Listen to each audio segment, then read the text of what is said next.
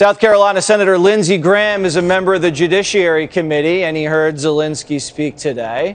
Do you understand my point that I'm making, Senator?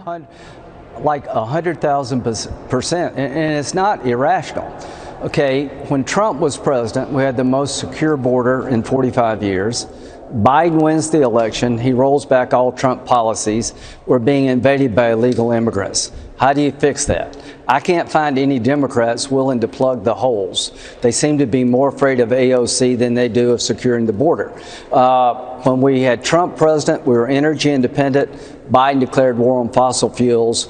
The energy market in America collapsed, and now we're depending on Russia, Iran, unlike any other time. So here's what I would say when you say Washington. The Republican Party has proven it is willing to secure the border, because we did. We are the party of energy independence, and we found it when we were in charge. But your point about walking and chewing gum is a good point. But let me just say this about Ukraine. If you think it's bad now for inflation, let Putin get away with this. If Putin goes in and destroys the Ukraine, takes the country over by force of arms, the fourth and fifth largest producer of corn and wheat in the world is Ukraine, that falls into his hands. If the Ukraine goes because we can't stand up to Putin, we the world, then China will take Taiwan. Taiwan produces almost all the computer chips necessary to make everything we use here on the high end in America.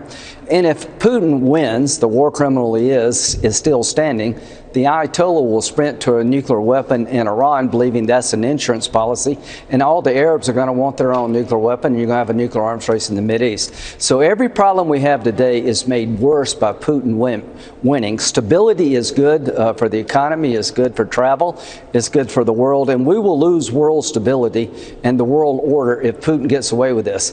No-fly zone. I agree with you totally. I'm a pretty hawkish guy. But I don't want a NATO no-fly zone right now. And the NATO countries don't want it either. So, and they're right not to want it right now. So let me ask you this. We sent them so much weaponry. You got these surface-to-air missiles. You got the Stingers and the Javelins. Yeah. I want some bang for our buck.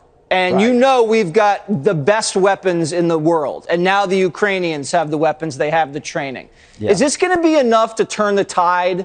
Are we going to still see in 3 weeks the capital of Kyiv surrounded, these weapons not being used effectively, and Zelensky just getting, I don't know, killed on national television? Because that can't happen after all these weapons just went out the door.